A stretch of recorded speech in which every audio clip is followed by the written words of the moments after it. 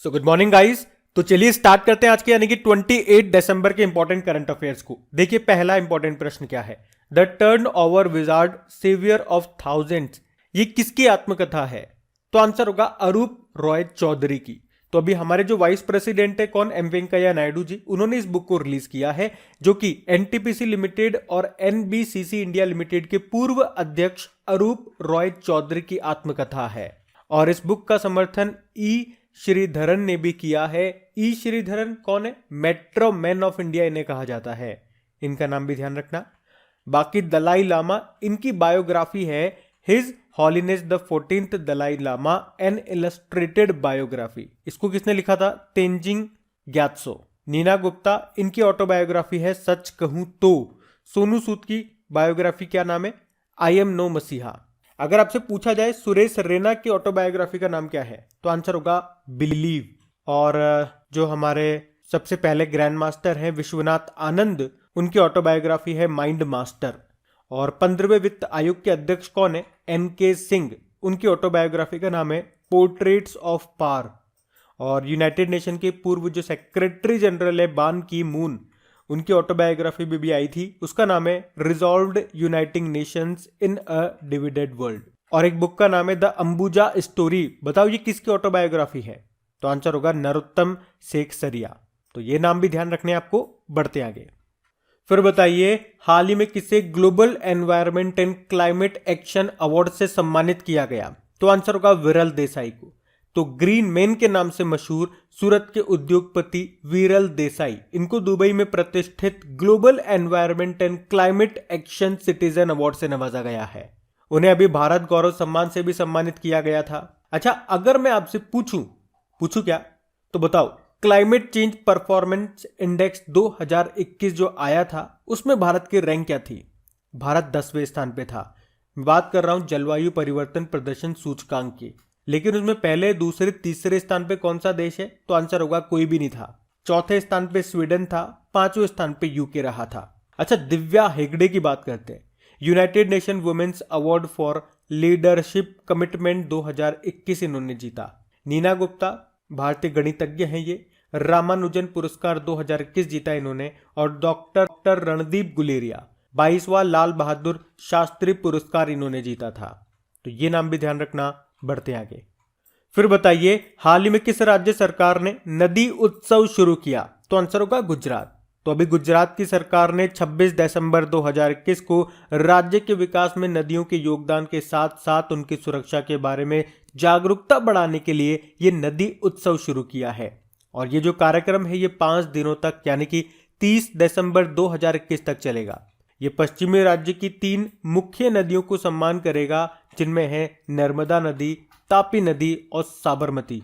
आपको याद होगा अभी केंद्र सरकार ने नवंबर के महीने में गंगा उत्सव के 5वें संस्करण का आयोजन भी किया था। चलो बताओ अभी किस राज्य ने जगन्नाथ रथ यात्रा को अपना स्टेट फेस्टिवल घोषित किया? आंसर होगा पंजाब। और अभी जम्मू कश्मीर में पर्यटन टूरिज्म को प्रमोट करने के लिए पहली बार अहरबल फेस्टिवल भी मनाया गया। बताओ अभी चेरी ब्लॉसम फेस्टिवल 2021 ये कहां पे मनाया गया? तो ये मनाया जाता है मेघालय की शिलोंग में। और अभी बोईता बंदना फेस्टिवल मनाया गया था उड़ीसा में। और अभी 44वां वांगला महोत्सव ये मेघालय में मनाया गया था। अभी आपको याद होगा नेशनल ट्राइबल डांस फेस्टिवल 2021 का आयोजन कहां पे हुआ था? छत्तीसगढ़ में। बतुकम्मा फेस्टिवल ये मनाया गया था तेलंगाना में। और अभी पहला हिमालय फिल्म फेस्टिवल 2021 का आयोजन कहां पे हुआ था? लद्दाख में। नुआखाई महोत्सव तो आप जानते ही उड़ीसा में मनाया जाता है। वांचुआ फेस्टिवल कहां पे मनाया गया था? असम में मनाया गया था। और ओणम फेस्टिवल कहां पे मनाया जाता है? केरल में। तो ये भी अभी ध्यान रखना, सारे न्यूज में थे वो मैंने आपको बताया। बढ़ते आगे। अच्छा बताइए अभी हाल ही में किसने विजय हजारे ट्रॉफी को जीत लिया? तो आंसर होगा हिमाचल प्रदेश। तो अभी हिमाचल प्रदेश ने 26 दिसंबर 2021 को तमिलनाडु को हरा करके विजय हजारे ट्रॉफी को जीत लिया है। और ये हुआ कहां पे? राजस्थान के सवाई मानसिंह स्टेडियम में। अच्छा, मैं अगर आपसे पूछूं अभी जो डूरंड कप हुआ था, पहले तो ये बताओ डूरंड कप का संबंध किस खेल से है? फुटबॉल से है, जिसको जीता अभी एफसी गोवा ने। और अभी सैयद मुश्ताक अली ट्रॉफी, इसको जीता किसने? तमिलनाडु ने जीता था कर्नाटक को हरा करके। बताओ राइडर्स कप का संबंध किस खेल से है? तो याद रखना गोल्फ से है, जिसको जीता था यूएस ने यूरोप को हरा करके। और मुझे आप बताओ उबेर कप, पहले तो बताओ उबेर कप का संबंध किस खेल से है? एक तो उबेर कप हो गया और एक थॉमस कप हो गया। इन दोनों का संबंध है बैडमिंटन से। तो उबेर कप जीता था चाइना ने जापान को हरा करके, और थॉमस कप ये जीता इंडोनेशिया ने चाइना को हरा करके। ध्यान से सुनना, उबेर कप तो चाइना ने जीता जापान को हरा के, और थॉमस कप इंडोनेशिया ने जीता चाइना को हरा के। चलो एक प्रश्न का जवाब दो आप लोग। 2021 times athlete of the year का पुरस्कार किसने जीता? और ध्यान से सुनना, ये जो हम विजय हजारे ट्रॉफी की बात कर रहे हैं ये 2021-22 की बात कर रहे हैं। इससे पहले 2020-21 का हुआ था, वो इसी साल हुआ था स्टार्टिंग में। उसको जीता था मुंबई ने यूपी को हरा करके। और ये 2021-22 सेशन की बात कर रहे हैं, जिसको हिमाचल प्रदेश ने जीत लिया है तमिलनाडु को हरा करके। तो ये माइंड में क्लियर रखना, बढ़ते आगे। फिर बताइए, Kashmir the quest for piece in a troubled land नाम की बुक को लिखा किसने? निर्मल चंद्र विज ने। तो पूर्व भारतीय सेना प्रमुख हैं जनरल निर्मल चंद्र विज। इन्होंने ये नई बुक लिखी है जिसका नाम है Kashmir the quest for piece in a troubled land. इस बुक में जम्मू कश्मीर में संघर्षों और आगे के रास्ते की पूरी तस्वीर पेश करने का दावा किया गया है। बाकी Abhijit Banerjee cooking to save your life नाम से बुक लिखी। स्मृति ईरानी महिला व बाल विकास मंत्री हैं, इनका अभी पहला नॉवेल आया था जिसका नाम है लाल सलाम। सलमान खुर्शीद सनराइज ओवर अयोध्या नाम की बुक लिखी थी इन्होंने। बढ़ते आगे। हाल ही में किसने सुशीला देवी पुरस्कार 2021 को जीत लिया? तो आंसर होगा अनुकृति उपाध्याय ने। तो लेखिका अनुकृति उपाध्याय ने अपने उपन्यास जिसका नाम है किंत्सुगी, उसके लिए फिक्शन की सर्वश्रेष्ठ पुस्तक के लिए सुशीला देवी पुरस्कार 2021 को जीता है। यह पुरस्कार श्री रतनलाल फाउंडेशन के द्वारा स्थापित किया गया है। तो याद रखना, सुशीला देवी पुरस्कार 2021 को जीता अनुकृति उपाध्याय उनके उपन्यास किंत्सुगी के लिए। यह पॉइंट ध्यान रखना। बाकी एम मुकुंदन 2021 का जेसीबी पुरस्कार जीता था इन्होंने अपनी बुक दिल्ली अ सोलिलिकी के लिए। बाकी अनामिका आप जानते हो, हिंदी का साहित्य अकादमी पुरस्कार मिला था इनको अपने उपन्यास टोकरी में दिगंत थेरीगाता के लिए। और अरुंधति सुब्रमण्यम भी आपने नाम जरूर सुना होगा, क्योंकि अंग्रेजी का साहित्य अकादमी पुरस्कार मिला था the God is a traveller नाम की नॉवेल के लिए। चलो मुझे बताओ, इस साल बुकर पुरस्कार किसने जीता? डैमन गलगुट ने, साउथ अफ्रीका के हैं ये। इनके नॉवेल का नाम है द प्रॉमिस। और इंटरनेशनल बुकर पुरस्कार किसने जीता? डेविड डायोप ने, ये फ्रांस के हैं। इनके नॉवेल का नाम है at night all blood is black. तो ये नाम मोस्ट इंपॉर्टेंट है, इनको याद रखना। बढ़ते आगे। बताइए अभी हाल ही में किसे इंटरनेशनल ऑटोमोबाइल फेडरेशन के पहले गैर यूरोपीय अध्यक्ष के रूप में चुना गया? मोहम्मद बिन सुलेम को।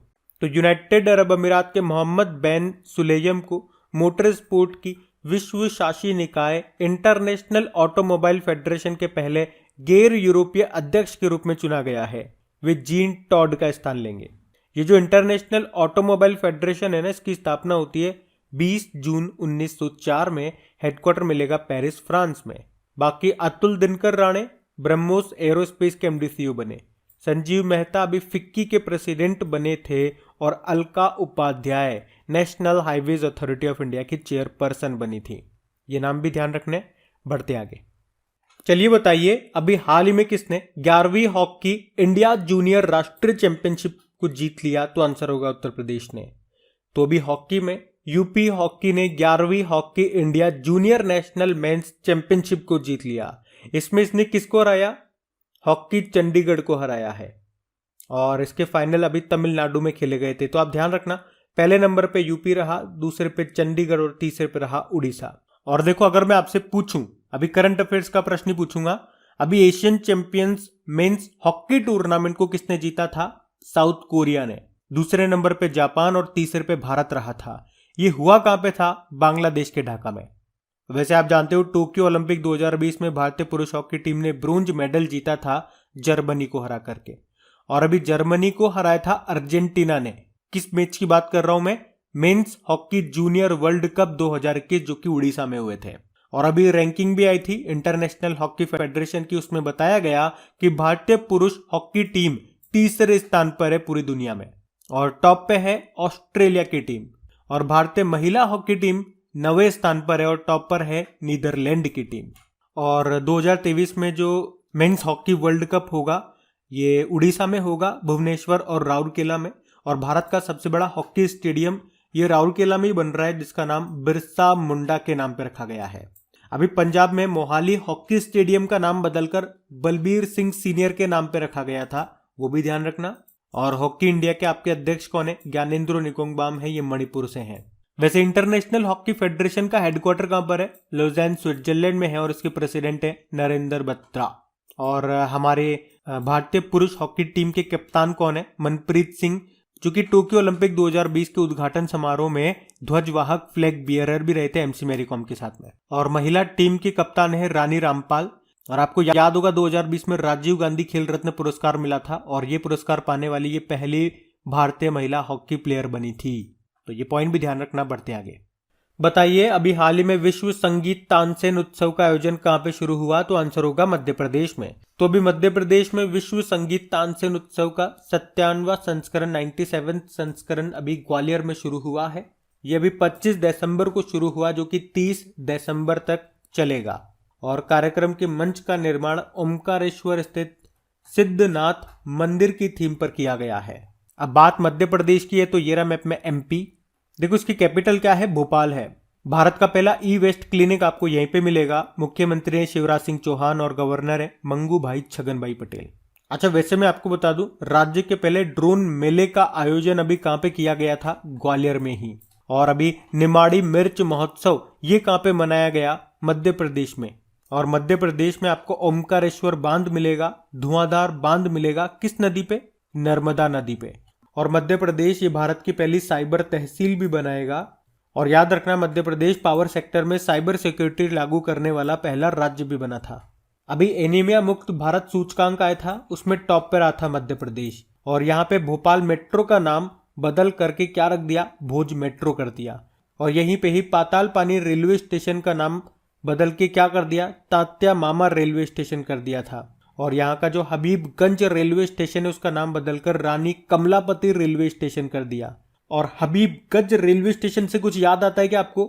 आपको बता दूं, रेलवे हबीबगंज के बाद देश का दूसरा वर्ल्ड क्लास रेलवे स्टेशन किसे बनाएगा? राजस्थान के गांधीनगर रेलवे स्टेशन को। मतलब यहाँ पे एयरपोर्ट जैसी सुविधाएं आपको मिलेंगी। और मध्य प्रदेश का इंदौर ये 5वीं बार लगातार सबसे स्वच्छ शहर भी रहा है। अभी प्रधानमंत्री नरेंद्र मोदी ने मध्य प्रदेश में ही राशन आपके ग्राम योजना और सिकल सेल मिशन को शुरू किया। और याद रखना मध्य प्रदेश प्रदर्शनकारियों से हर्जाना वसूलने के लिए एक विधेयक लाने वाला तीसरा राज्य बन आफ्टर यूपी और हरियाणा। अभी यहीं पे ही मुख्यमंत्री राशन आपके द्वार योजना शुरू हुई, मुख्यमंत्री आवास भू अधिकार योजना शुरू हुई।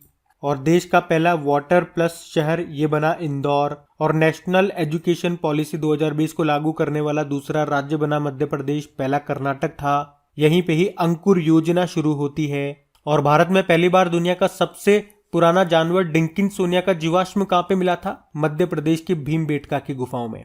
तो ये सारे इंपॉर्टेंट पॉइंट्स मैंने आपको बताया, इनको ध्यान रखना, बढ़ते आगे। फिर बताइए अभी हाल ही में वायना नेटवर्क और किस बैंक ने most effective bank fintech partnership पुरस्कार जीता? तो आंसर होगा फेडरल बैंक।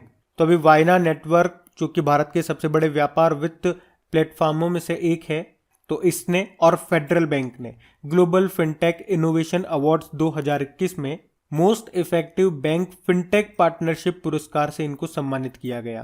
देखो फेडरल बैंक की बात करेंगे, इसका हेडक्वार्टर आपको मिलेगा अलुवा केरल में। एमडी सीईओ श्याम श्रीनिवासन है। टैगलाइन होती है योर परफेक्ट बैंकिंग पार्टनर। और अगर डेली आप हमारा करंट अफेयर्स का लेक्चर पढ़ते होंगे तो आपको याद होगा अभी फेडरल बैंक ने महिला मित्र प्लस नाम से एक बचत योजना को शुरू किया था। और फेडरल बैंक ने ही फेडी नाम से एक artificial intelligence based virtual assistant भी लॉन्च किया था। देखो एचएसबीसी इंडिया से भी आपको याद आता होगा, अभी इसने रिसाइकल्ड पीवीसी प्लास्टिक से बना भारत का पहला क्रेडिट कार्ड लॉन्च किया था। आईसीआईसीआई बैंक ऑनलाइन प्लेटफॉर्म है ट्रेड इमर्ज, इसको लॉन्च किया था। कोटक महिंद्रा बैंक की बात करें तो देश भर में माइक्रो एटीएम शुरू करेगा ये, तो ये ध्यान रखना, बढ़ते आगे। फिर बताइए हाल ही में किस भारतीय मूल के व्यक्ति को south African of the year चुना गया? तो आंसर होगा डॉक्टर इम्तियाज सुलेमान। तो अभी भारतीय मूल के परोपकारी और आपदा राहत समूह गिफ्ट ऑफ द गिवर्स के संस्थापक डॉक्टर इम्तियाज सुलेमान को south Africa of the year चुना गया है। सुलेमान को साउथ अफ्रीका का सर्वोच्च नागरिक सम्मान नेशनल अवार्ड भी मिला है। बाकी वी प्रवीण राव 7वां डॉक्टर MS स्वामीनाथन पुरस्कार मिला था इनको। Anita Desai Tata literature lifetime achievement award मिला था। और डॉक्टर राजीव निगम 2022 का जोसेफ ए कुशमन पुरस्कार इन्होंने जीता था। ध्यान रखना ये बढ़ते आगे। फिर बताइए अभी हाल ही में महामारी की तैयारी का अंतर्राष्ट्रीय दिवस कब मनाया गया? तो आंसर होगा 27 दिसंबर। तो अभी यूनाइटेड नेशन और WHO ने 27 दिसंबर को international day for epidemic preparedness के रूप में चिन्हित किया। ये दिन पहली बार हमने पिछले साल 2020 में मनाया था। ये इसका दूसरा संस्करण है।